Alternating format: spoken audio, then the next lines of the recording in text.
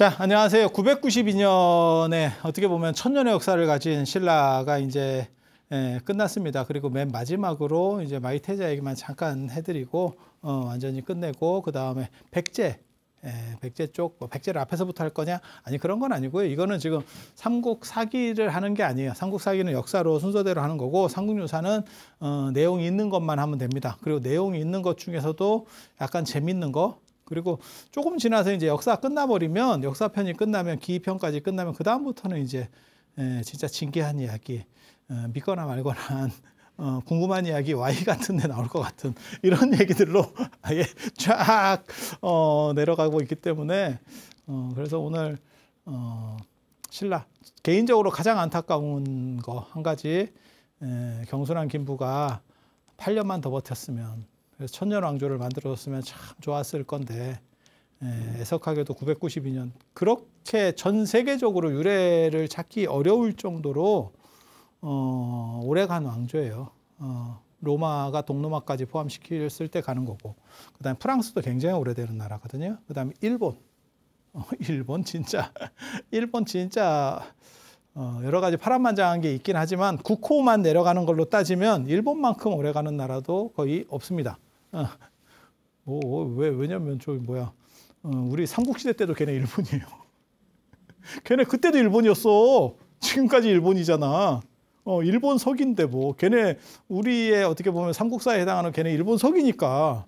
그러니까 명칭만 갖고는 진짜 오래된 거죠. 그래서 안타깝게 1000년이라고 우겨볼 수 있는데 그래서 조금 고 하나 8년만 버텼다가 했으면 근데 언간했으면 갔겠어 라는 생각도 있지. 죽기 싫어서 가지 않았을까라는 생각이 들고 마지막으로 이제 아버지의 결정에 반대해서 경순왕은 뭐 왕건하고 재밌게 잘 살았답니다.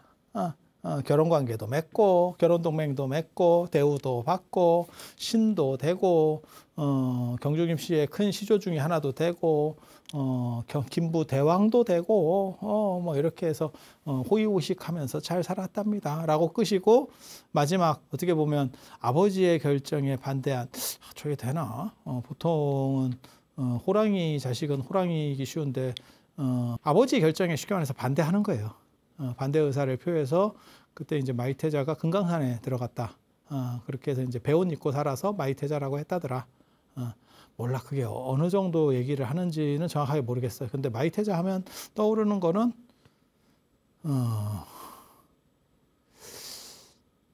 마이상법 점책이 떠올라. 마이상법 못 들어봤어? 못 들어봤으면 그냥 인생 편하게 산 걸로. 도선국사 하면 떠오르는 건 도선비기 이런 거 떠오르고 이게 희한해. 아니 그 사람들이 쓴 거 아니에요. 그냥 갖다 붙인 거예요. 그 사람들을 그리워한 사람들이 그 사람들의 권위를 빌리기 위해서 그 얘기는 민중적으로 상당한 인지도가 있었다라는 걸 알 수 있어요. 아 맞다. 그리고 지난 시간에 각간 위홍 얘기할 때 위홍이 편집한 책이 아주 유명한 책이 있어요. 신라의 향가를 집성한 3대목이라는 책 교과서에 나옵니다. 교과서에 나옵니다. 그 3대목 위홍입니다. 위홍이 책임자였다는 얘기지 위홍이 직접 했다는 얘기는 아니고 책임자. 그럼 뭐 황룡사 구층목탑은 용수가 했는데 그건 그 공사 책임자죠.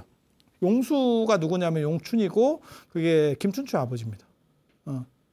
그래서 그 공덕으로 자기 아들이 왕이 됐나? 답을 세워서 3대목이라는 향가집이 뭐냐면 요즘으로 얘기하면 노래 가사집 같은 거예요. 근데 주술성 있는 노래 가사입니다. 그냥 노래가 아니고 이제 조금 있으면 무왕 얘기할 건데 무왕에서 나오거든요. 무왕에서도 굉장한 주술성 있는 노래가 하나 나오죠. 서동요. 선화공주 바람났대요. 이거를 이렇게 막 약을 팔아가지고 툭 해서 요즘으로 말하면 그 피프티가 뜰 때 틱톡에 올려서 떴다 이런 것처럼 계속 이렇게 계속 노출 빈도를 높여서 그걸 유행을 만들어내는 선화공주가 나중에 쫓겨나고 얘기해 보면 그렇게 나와요. 쫓겨나서 이렇게 그 코 빼고 이렇게 있으니까 소동이 와가지고 같이 동행해도 될까요? 약간 느끼하게 얘기해서 같이 가다가 그래서 나중에는 이렇게 사이가 좋아지고 그러니까 내가 소동인데 그랬더니 선화공주가 얼마나 좀 약간 떨어지는지 영험한데요? 이렇게 반응이 나왔다는 거야. 노래에 나오는 혹시 그 사람?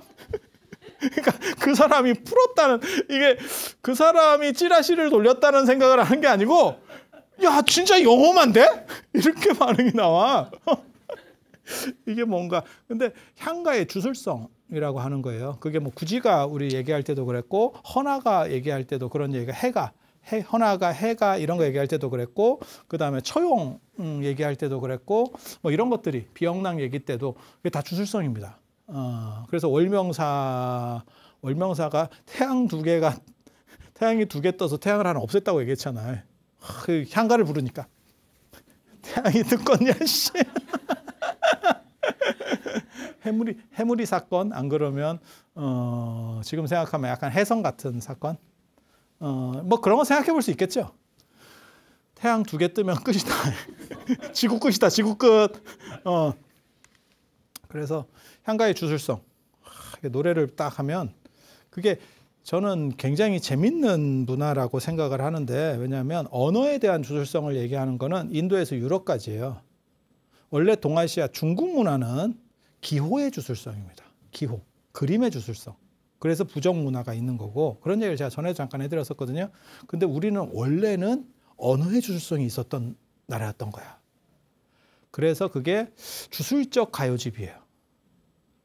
주술적 가요집. 약간 무가 같은 거. 무가 압니까? 무가 들어봤어? 무가가 뭐냐면 무당이 두 종류가 있는데, 하나는 강신무는 그냥 이렇게 이렇게 해갖고 남편이 바람 피지? 뭐 이렇게 딱 던지면서 시작되는 거 강신무. 강신무. 안 피는데요? 바람 폈으면 큰일 날 뻔했어. 나 그런 거 너무 재밌는데. 던졌는데 아닌데요? 이러면 약간의 당혹스러움. 그러면서 어렸을 때 크게 한번 죽을 뻔했지? 아닌데요? 이러면 다행인 거야. 어머니가 공을 많이 들였어. 이거 되게 웃겨. 그런 거 있어.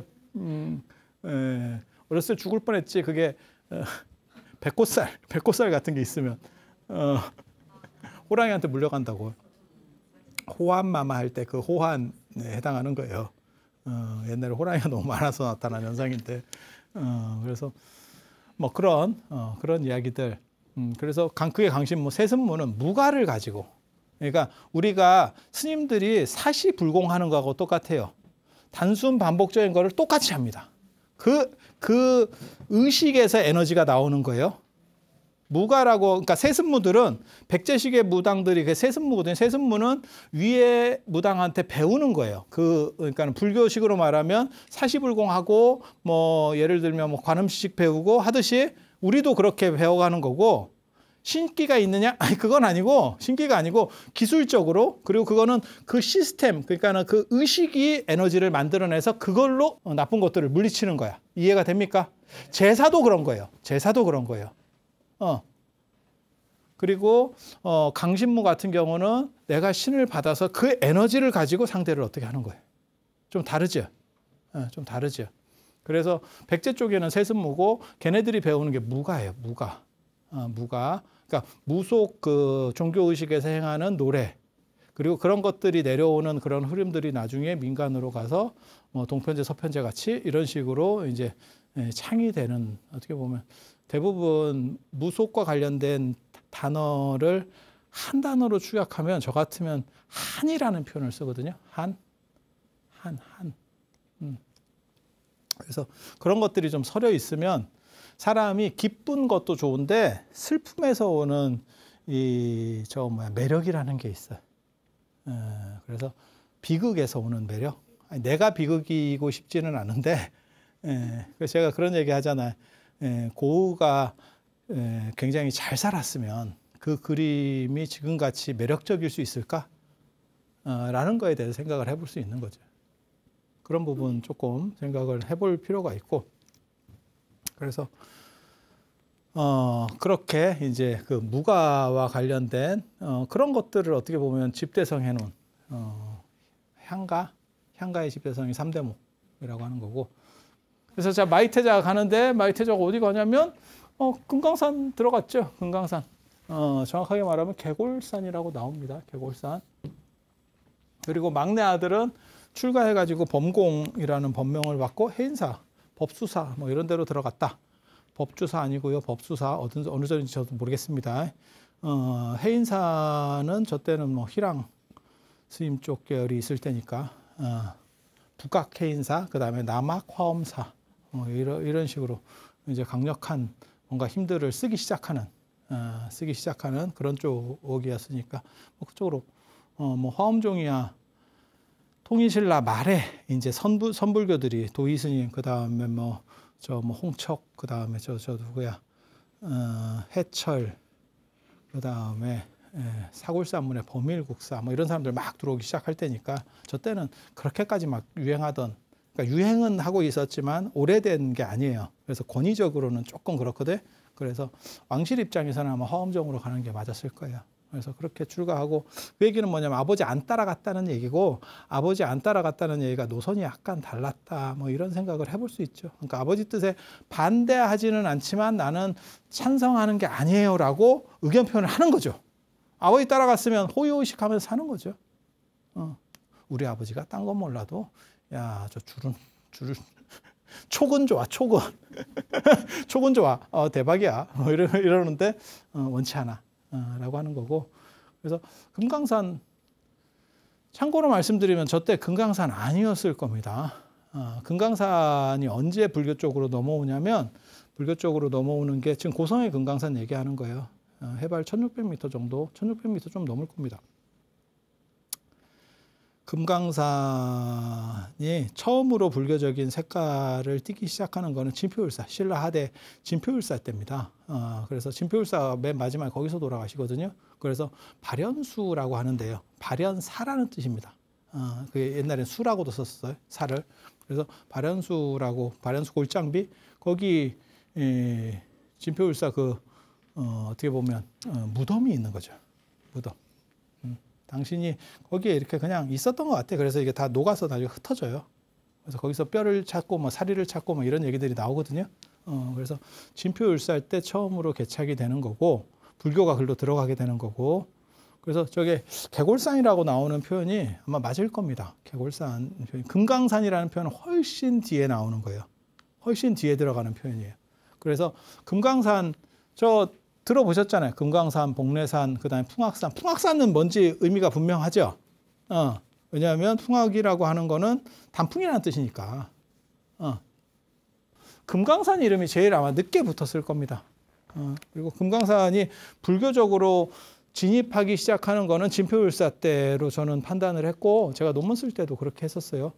그리고 원간섭기 초기에 지금 우리가 알고 있는 금강산이 뭐 법기 도량이고 무슨 뭐 성산이고 어쩌고 그런 얘기가 나옵니다. 그래서 원간섭기는 언제냐면 1200년대 이제 이렇게 되는 거거든요.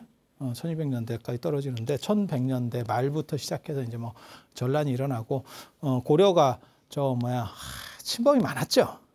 그러다가 이제 몽고 내려오면서 야, 인생이 이런 거구나라는 생각을, 야, 전쟁을 30년을 하면 어떡해. 그것도 일방적으로 두드려 맞고 있는 전쟁을. 그럼 나라가 완전히 개판될 거 아니에요. 그래서 원간섭기 때 이 몽고 침입 들어올 때도 굉장히 사실은 중요하거든요. 전체 판도가 한번 바뀌어요. 문화가 완전 흐름들이 바뀌기 시작하는데, 그때 이제 원나라 제국에서 동쪽에 어떤 성지라고 하는 생각이 하나 있었고, 그것에 부응해서 만들어지는 게 금강산입니다. 금강산. 그래서 동단 거점. 우리식으로 말하면 정동진 되겠습니다. 불교식 정동진, 금강산 이렇게 생각하시면 돼요. 그래서 원나라 제국, 원나라 영토 안에서 몽고 제국 안에서의 최고 동단에 있는 성지라고 하는 거고, 그래서 동국여지승당 같은 데 보면 금강산 자꾸 무슨 뭐 불교적으로 얘기를 하는데 그때 고려시대 때 글들을 보면 그런 얘기가 나오거든요. 그런데 되게 재밌는 게 지금 국립중앙박물관에 가면 고려불화 중에 이게 촉에 꽂는 이렇게 쪼만해가지고 이렇게 어떻게 꽂았었던 것 같은 고려불화가 남아 있거든요. 거기에 보면 왕건이 태조 왕건이 금강산에 참배를 가가지고 법기보살을 친견하는 그림이 남아 있어. 법기보살을 친견하는 그림이. 그래서 거기가 배제라고 아마 거기서 일어났던 사건일 거라고 저는 추정을 하거든요. 노영이라는 그 화가가 그린 건데 그 불모라고 합니다. 그런 사람은 불모라고. 부처님의 어머니, 불보살의 어머니 그림을 그리는 사람. 근데 그 화가가 그렸는데 거기 보면 아주 태조라고 써 있어. 태조라고 써 있어. 그렇게 딱 이렇게 절하는 모습, 법기보살이 탁 나오니까 절하는 모습이 딱 있는데 그 얘기는 뭐예요? 금강산이 나중에 떡상을 하고 나중에는 왕실까지 싹 끌어들였구나 라는 걸 알 수 있는 그런 내용이에요. 제가 그런 걸로 논문도 쓰고 그랬었어요. 이게 어떻게 언제 금강산이 지금 우리가 생각하는 것처럼 만들어지고 이게 스토리가 통하고 있는지. 그래서 마이테자도 상당히 중요한 역할을 했을 걸로 추정은 되나 마이테자는 승려가 아니었죠. 뭐 출가했다 뭐 여기까지 제대로 안 나와요. 야사 같은 데서나 뭐 이런 쓸데없는 소리들이 나오는 정도이기 때문에 그래서 진표율사 다음에 어떻게 보면 금강산과 관련해서 유력한 인물로 마이테자. 근데 저 때는 금강산이 못 떴기 때문에 금강산으로 들어간다는 건 은거라는 뜻입니다. 그러니까 지금처럼 금강산에 갔어요라고 하면 거기 대단한 절들이 있고 그래서 거기에 뭐 이렇게 좀 살러 갔나 수행하러 갔나 아니 그게 아니고 난 숨어버리겠다 라는 정도 의미. 그래서 개골산이 어떻게 보면 금강산의 공식 명칭이 아닌가 싶어요. 이 풍악산은 별명인 것 같고 그리고 복례산은 이거는 신선사상적인 명칭입니다. 그래서 복례방장 영주라고 하는 삼신산이죠. 복례산, 방장산, 영주산. 산이 아니고 전에도 제가 말씀드렸지만 저는 섬입니다. 거북이 등이 위에 있는 섬, 신선들이 산다는 섬이에요. 어디에 있냐? 우리나라 서해 쪽에 있었을 걸로 추정되는 서해 바다가 제가 알기로는 평균 수심이 한 50m밖에 안 됩니다. 아무도 놀라지 않네. 전 세계에서 가장 낮은 바다 중에 하나예요. 50m면 진짜 만만한 거예요. 롯데월드 저게 지금 제이타워 저거 생각을 해봐. 50m면 우리가 조금 높은 건물을 보면 저게 50m예요. 서울 살면 다니다가 저거 주상복합 저런 거 굉장히 높은데 50m 금방 나옵니다. 싫으면 말고. 그래서 저기가 마지막 빙하기 끝날 때 물이 차면서 그러니까 한반도가 그렇게 연결되잖아요. 원래는 중국하고 그 서해가 붙어 있었고 일본까지 이렇게 붙잖아요. 거기 이제 물이 차면서 그래서 그 동네가 지대가 좀 뭐 어떻게 보면 좀 약간 저지대지 저지대. 그래서 그쪽에 문명이 저 같은 경우는 있었을 거라고 생각을 하고 그 물 차기 전에 어떤 사라진 문명 그리고 그 마지막 문명에 대한 향수가 전설로 남은 게 동양의 아틀란티스 삼신산 전설입니다. 삼신산 전설. 삼신산 전설. 그리고 그거를 우리나라에 대입을 시켜서 저기 좋은 거니까 대입을 시켜서 만든 게 이제 복례산이 금강산이고, 그 다음에 이제 방장산이 지리산이고, 그 다음에 무슨 뭐 한라산이 뭐 영주산이다 뭐라고 하는 뭐 이런 썰들이 있는 거죠. 근데 제주도에 그런 걸 누가 붙여줬겠나 싶은 생각이 들거든. 왜 제주도는 오늘날과 달리 예전에는 쳐주지 않습니다. 저게 뭐래? 라고 하는 게 정상적인 판단이었기 때문에 제주도에 그런 게 있었을지 잘 모르겠어. 그런 인식이. 근데 백두산을 제외하고는 제일 높은 산이 제주도에 있으니까 우리 입장에서는 봤을 때 조금 있어 보이는 거는 있지. 그래서 금강산이라고 하는 이름은 어디서 나오는 거냐면 몰라 저게. 금강이 원래는 지옥을 나타내는 얘기예요. 가장 오래된 기록의 리그베다나 이런 데 보면 저거는 이제 금강, 벼락, 그 다음에 아주 단단한 금속이라고 하는 거고, 단단한 금속이기 때문에 개인적으로는 황철 생각하고 있습니다. 황철. 안 그러면 청동합금 중에서 그 당시에 아주 최신으로 나왔던 청동합금. 그래서 단단한, 저 때는 청동기 시절이거든요. 그러면 황철은 조금 너무 나갔다 싶으면 일반 사람들은 동 쓰는데 나는 청동 쓰는 거야. 그러면 이게 압도적인 우월감을 가지게 되거든요. 무기로서 굉장히 강력하죠. 지금이야 청동 해봐야 그걸 뭘 어쩌라고 하지만 다 그냥 일반 동 쓸 때 나는 청동, 일반 쇠 쓸 때 나는 스테인레스, 뭐 이런 느낌이지. 그래서 그런 식을 금강이라고 했나? 그리고 거기 이제 반짝반짝 닦아 놓으면 빛이 나는 것 같고 벼락이 지는 것 같기도 하고 뭐 이런 여러 가지 생각을 해. 그래서 금강이 원래는 그런 의미고, 그래서 맨 처음에는 단단하다라고 하는 의미로 쓰였다가 단단하다, 강하다 이런 의미로 쓰이다가 최강급으로 쓰이다가 나중에 지옥의 재료. 지옥에 거기가 이제 오무간 지옥은 막 불도 떼야 되고 굉장히 고통을 줘야 되기 때문에 뭘로 만들어도 나만하질 않는데, 그래서 금강으로다가 테두리를 둘러놨어요. 집이 금강이야 이렇게. 그래서 철이금강이라는 표현이 나옵니다. 철이산 금강. 철이산 금강. 그러니까 그걸 이제 테두리 개념으로 하면 철이산이고 속성으로 말하면 금강이고, 그래서 금강이 원래는 지옥을 가리키는 표현. 그래서 철이금강에 떨어지지 않고 뭐 지옥에 떨어지지 않고 이런 식으로 쓰이는데, 강한 거니까 강한 거의 의미는 약간 중립적인 걸 가지는 거거든요. 날카로운 칼 이런 거하고 똑같은 거예요. 나한테도 위험할 수도 있지만 상대를 이길 수도 있는 기능이 있잖아요. 그러다 보니까 그러면 번뇌를 끊는 이런 쪽으로도 사용을 하는 거죠. 그러면 금강경. 그 다음에 핵심, 최강, 가장 좋은 거 이런 의미로다가 이제 덧붙여 쓰게 되는 거고, 그다음에 여기서는 제일 좋은 이런 거죠. 그래서 금강산 최고로 좋은 산. 그리고 금강산이 뭐라고 나오냐면 법기보살이라고 하는 분이 거기서 살고, 단무갈보살인데 구역에서는 단무갈, 신역에서는 법기라고 하는데, 거기 보면 화엄경 보살 주처품에 보면 이 법기보살, 단무갈보살이 동북 쪽에 섬에 살아. 섬에. 그 섬 안에 금강산이 있는 거예요. 그렇게 했는데 이렇게 맞춰 보니까 우리가 섬은 아니잖아. 근데 보기에 따라서 섬인가 싶은 생각, 그게 반도야. 제가 얘기하잖아요. 반도는 반쪽 섬이라고. 그러니까 육지도 아니고 섬도 아니고 약간 박쥐가. 그게 반도예요. 반만 섬이야. 그래서 우리가 삼면이 바다잖아. 그죠? 그래서 민지가 그렇게 써요. 금강산 유점사적기에 그렇게 쓴다고. 잘 보면 섬인 것 같기도 하고 약간 이렇게 약을 팔아. 이게 뭔 소린가 싶기는 한데, 근데 지금하고 달라요. 옛날 사람들은 지도가 머리에 없다니까요.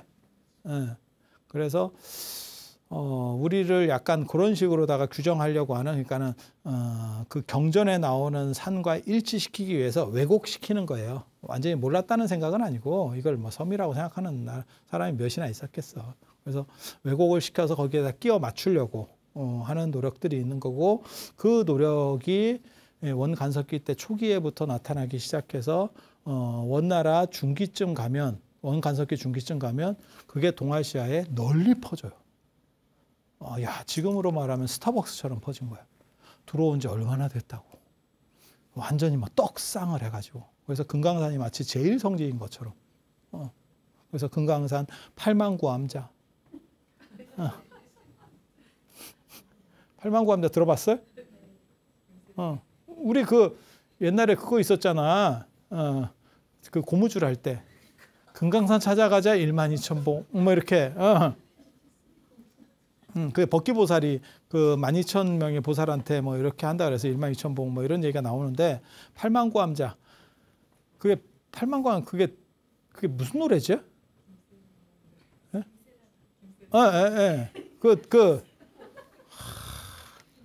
그 앞에 내가 기억이 안 나네. 내가 기억이 잘 나면 불러줄 건데.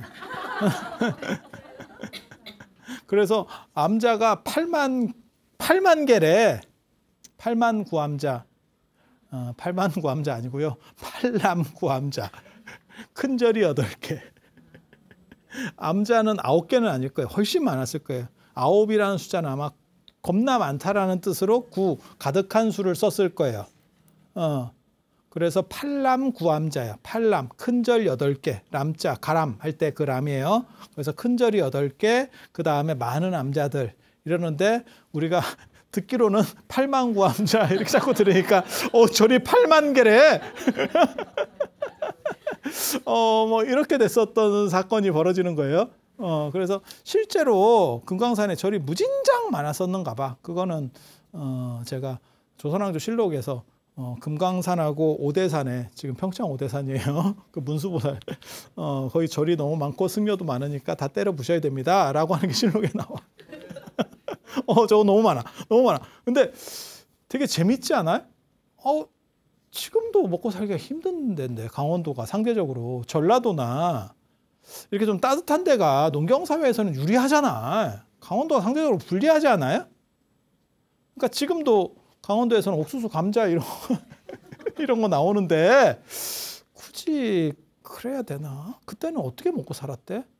그거는 왕실이나 귀족들이 뒤에서 밀어주니까 그래요. 단순히 일반 백성들보다도 이제 뭐 대단한 기도처다. 그러면 지금도 그렇지 않아요? 뭐 갓바위다. 뭐 안 그러면 뭐 봉은사다. 뭐 홍련암이다. 이러면 그 동네 사람이 오는 건 별로 없을 거거든. 그렇지 않아요? 외지에서 큰 손들이 와서 이렇게 한 번씩 딱 하면 그게 이제 되는 거죠. 근데 조선 정부에서 그걸 막아버리면 야, 골로 갔겠다라는 생각이 들죠. 차라리 그 근처에서 가지고 이 힘을 가지고 생활을 영위해서 그렇게 올라갔으면 안 무너져요. 쉽게 안 무너져. 그런데 어떤 큰 손들에 의해서 이게 유지가 됐었으면 그게 차단되면 쉽지 않았겠다라는 생각을 할 수 있죠. 그래서 이게 금강산에 대한 이야기고, 그래서 마이태자 말고, 마이태자는 출가했다는 얘기는 안 나오고, 출가했으면 출가했다고 했을 거예요. 그런데 그 막내 아들이 이제 태인사 쪽으로 넘어가서 범공이라고 하는 출가를 했다더라. 뭐 이런 얘기가 있고, 그 다음에 백제 무왕 얘기를 하는데 이 백제 얘기 잠깐만 해드릴 거예요.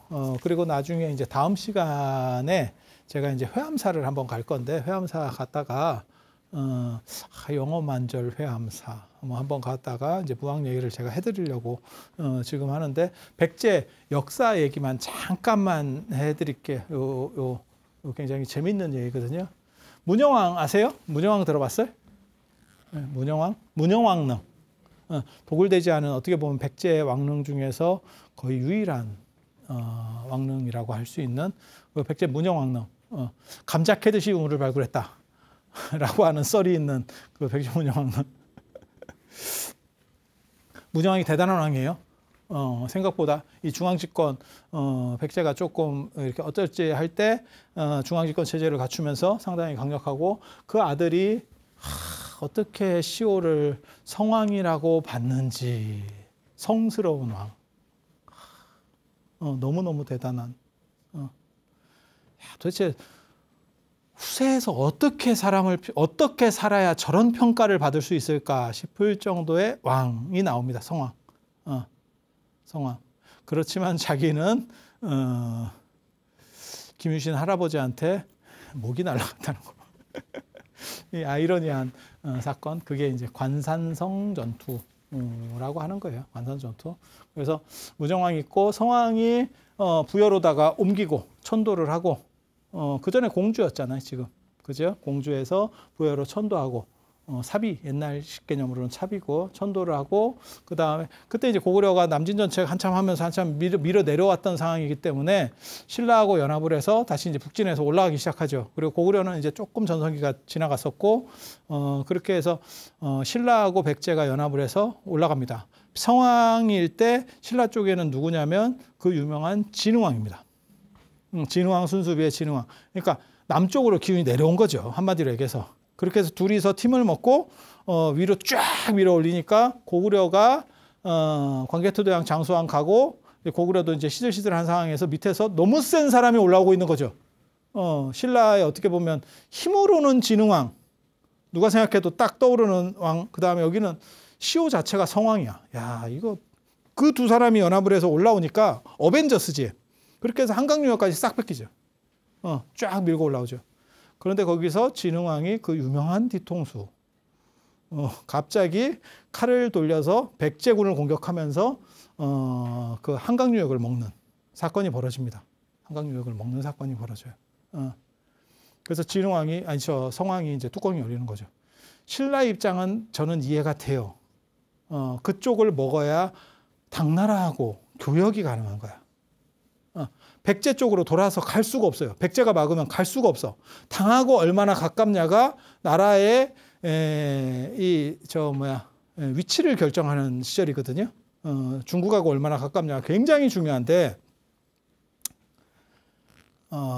저게 이제 좀 그렇죠. 당나라가 아니고 그때는 저 위진남북조 시대 이렇게 되니까 그렇게 해서 중국하고 얼마나 가깝냐에서 그 위치를 차지할 수가 없죠. 백제에 막혀서. 그러니까 뒤통수를 치고 그건 굉장히 중요한 결정이었을 거예요. 그래서 백제군하고 싸우게 되고 그로 인해서 성왕이 한강유역을 다 잃어버리게 된 거죠. 그래서 뚜껑이 열려서 우리의 주적은 고구려가 아니고 신라다. 이렇게 해서 충북 옥천에서 붙습니다. 그게 관산성 전투, 그 유명한 관산성 전투예요. 저게 신라 백제의 명함을 가르는 1차 사건이에요. 1차 사건. 1차 사건. 저기 때 이제 창이 아들인 위덕왕입니다.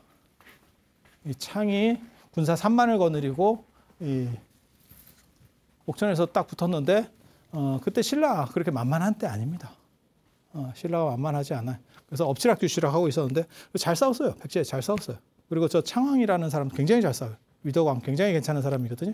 그렇게 해서 충돌을 했는데 그거를 아버지 성왕이 위로해 주러 간다고 아들에게 칭찬해 주러 간다고 몇 명 딱 데리고 가다가 그게 김무력에게 그 소스가 발각되면서 김무력이 결국 그걸 급습해서 백제 성왕을 죽이는 사건이고 그 김무력이 누구냐면 김서연이고 그 아들이 김서연이고 그 아들이 김유신입니다. 그래서 김유신이 드디어 떡상하게 되는 그리고 왕이 죽는 그럼 무조건 대패입니다. 대패당하고 나서 관산성 전투에서 성왕이 대패당하고 나서 창왕이 굉장히 힘들어요. 왕이 되기는 됐는데 아버지가 돌아가시면 되기는 됐는데 그따위로 해가지고 국력만 다 쇠하고 아버지도 그렇게 죽고 다 한 거 아니요. 한강유역 전쟁만 했지 지금 뭐 있는 게 남은 게 뭐요? 그래갖고 그거를 저 위덕왕이 참고 하면서 어떻게 해서든 추스려서 백제를 다시 세워. 야, 이런 인생도 있나 싶을 정도로 한국사에서 가장 안타까운 사건 중에 하나 꼽으락 하면 제가 이제 최근 걸로 꼽으면 정조가 저 정도 재위기간만 됐으면 우리가 이렇게 안 살았어도 됐을 건데 일제강점기 이런 게 없었을 수도 있는데 라는 생각을 하는데 창왕이 일찍 죽었으면 백제가 골로 갔을 겁니다. 더 빨리 무너졌을 겁니다. 그런데 창왕이 재위기간이 한 40년 이상 가면서 초반에는 계속 귀족들에게 밀렸다가 결국은 다 승리했죠. 그리고 자기 아들이 아니고 동생이 나중에 왕이 되는데 재위기간이 1년이에요. 해왕. 이유는 뭐냐? 줄을 잘못 썼지. 형이 너무 오래 했지. 찰스 왕세자. 왕세자 계속 가다가 지금 이제 곧 49제 아닌가 싶은 이게 뭔가 엄마가 너무 오래 살아요. 뭐 이런 거예요. 여기 똑같아. 형, 이거 제가 이거 적으니까 아까 PD님이 그러던데, 제위까지 1년이에요? 아, 형 다음이잖아. 야, 이거 조금 일찍 죽었으면 왕도 못한다. 1년 한 것도 대단한 거야. 그래서 그 다음이 이 해왕의 아들이 된 거예요. 해왕의 아들이. 그러면 어린 나이에 됐으면 아니야, 괜찮아. 위에서 너무 오래 살다 죽었기 때문에 괜찮아. 그런데 저 양반이 1년 만에 죽어. 아니, 저 양반도 지금 해왕 다음에 이 법왕이 해왕의 아들인데 법왕도 1년 만에 죽어. 이게 조금 이제 문제가 되는 거죠. 뭔가 소요가 있었나라는 생각을 하고 그 사람이 몸이 좀 아팠던 게 아닌가. 저는 개인적으로는 그런 추정을 좀 하거든요. 왜냐하면 특이한 얘기를 합니다. 저 법왕이 삼국유사에 크게 나와요. 저거는 이제 기편에 나오는 게 아니고 저거는 제 3편에 나오는데 뭐가 나오냐면 법왕 금살이라는 얘기가 나옵니다. 법왕이 어떤 조칙을 내리냐면 599년에 제위를 하자마자 금살이에요. 모든 살생도구를 집에 놓지 마라. 그리고 동물들도 죽이지 마라. 그리고 집에서 이렇게 뭐 저 사육하고 이런 것들은 앵간한 건 다 풀어줘라. 야, 이런 조치를 내리네. 이게 뭔가, 야, 전시체제에서 지금같이 전쟁을 하는 것도 아니에요. 진짜 눈앞에서 찔러서 죽이는 이런 직접적 전쟁에서 저런 교육을 시켜버리면 저거 전투력이 무진장 떨어지거든요. 그래서 제가 무슨 생각했냐면, 야, 법왕이 좀 몸이 아팠나? 아프면 저런 행동을 할 수 있어요. 아프면 내가 나는 관대하다. 나는 모든 생명을 살린다. 이러면서 그 마일리지를 나한테 쇽 빨아서 내가 건강해졌어요. 이런 거 할 때 쓰는 거야. 이해가 돼? 근데 시호 자체도 법왕이야. 이게 국법 아닙니다. 불법입니다. 불법. 불교를 굉장히 좋아했어. 그런데 너무 단편적인 것밖에 안 나와서 정확한 내용은 모르겠는데 불교를 진짜 너무 좋아하다 보니까 불살생이 된 건지 아니면 비방 개념에서 옛날에 그런 거 있어요. 뭐 태자가 태어났어요. 그러면 전국에 특별한 죄수 아니면 사면령을 내리고 뭐 원자가 태어났어요. 아니 그런 거 많이 나온다니까. 사극이나 이런 데서도. 왜 사면령이 내리냐? 국가적으로 크게 기릴 것도 되지만 그렇게 해서 쟤네들을 내가 용서해줘서 그 마일리지를 내 자식에게 이렇게 이해가 됩니까? 그래서 그걸 덕으로다가 돌리겠다라고 하는 거거든요. 지금은 그게 뭐 그거랑 뭔 관계가 있어요? 그거는 쉽게 말해서 좀 떨어지는 주술적 얘기 아닙니까? 인과관계가 분명하지 않지 않습니까? 지금도 해. 뭐 광복절 특사 뭐 이런 거 하고 있잖아. 지금도 그 유품이 남았어. 그래서 그런 식으로 봐야 될지 안 그러면 진짜 불교를 잘 믿어서 되는 건지를 잘 모르겠어. 그런데 실제로 이 얘기가 나와요. 그리고 이거는 나중에 백제가 힘들어지는 이유 중에 하나라고 생각해요. 그런데 더 웃긴 거는 더 아이러니하는 거는 이제 다음 시간에 내가 회암사 갔다 와서 얘기할 저 무왕이에요. 아들이라고 하는데 시호가 무자예요. 또 굉장히 불가사의한 사람입니다. 그 진기한 얘기를 제가 다음 시간이 아니고 우리가 지금 회암사를 뜬금없이 회암사를 갈 겁니다. 회암사 전부시대 칠처가람지는 아니지만 전부시대 칠처가람지 경주에 있고요. 그 다음 8번째는 울산에 있고요. 그 다음에 려마을 선초의 제일 큰 절, 고려말 조선초의 제일 큰 절, 그 다음에 이성계가 나중에 왕이 물리고 나서 거의 살았던 절. 그래서 지공스님이라고 하는 엄청나게 대단한 분이 이렇게 인도의 나란다사하고 비슷하다. 뭔 얘기인지 잘 모르겠고요. 제가 나란다에 가보면 별로 안 비슷한데 토가 비슷하대. 비슷하다라고 얘기하면 뭐 비슷한 걸로 치고 내가 좀 잘 모르는 걸로 치고 그 양반은 나란다에 살았다 하니까 난 나란다에 한 4번 가본 게 다니까 내가 모를 수도 있지. 비슷한 데가 있을 거야. 찾아봐. 그래서 거기에 이제 지공스님, 나홍스님, 그 다음에 무학스님 이런 암유서 깊은 이야기들이 있어요. 그래서 그런 얘기를 잠깐 번외편으로 보고 그 다음에 백제 무왕 어떻게 보면 백제의 마지막 불꽃을 태웠던 무왕 주목왕입니다. 무조건 팬다. 무조건 팬다. 근데 그 대부분의 팬 사람은 아이러니하게도 선화공주를 그렇게 후리더니 선화공주 아버지 쪽을 팹니다. 연대상 이렇게 딱 맞춰보면 야, 너 장인이라며. 그래서 거기에 아주 많은 스토리들, 복잡한 이야기들이 있고 나중에 미륵사를 다 창건하고 미륵사를 우리가 발굴할 때 이렇게 보니까 또 마누라는 선화공주가 아니고 사택 적덕의 딸이다. 사택 씨의 마누라야. 이게 뭔가요? 그리고 저기에 또 어떤 진기한 이야기가 있냐면 또 국제특급 배송 DHL 같은 게 나옵니다. 이게 또 해외 직구 이런 개념을 불교에서 처음 만들었다. 라는 그런 이야기들이 저 안에 다 숨어 있어. 그거 회암서 잠깐 갔다. 지금 간다. 짐 싼다. 갔다가 얘기해 드릴 수 있도록 그렇게 하겠습니다. 자, 들어서 감사합니다.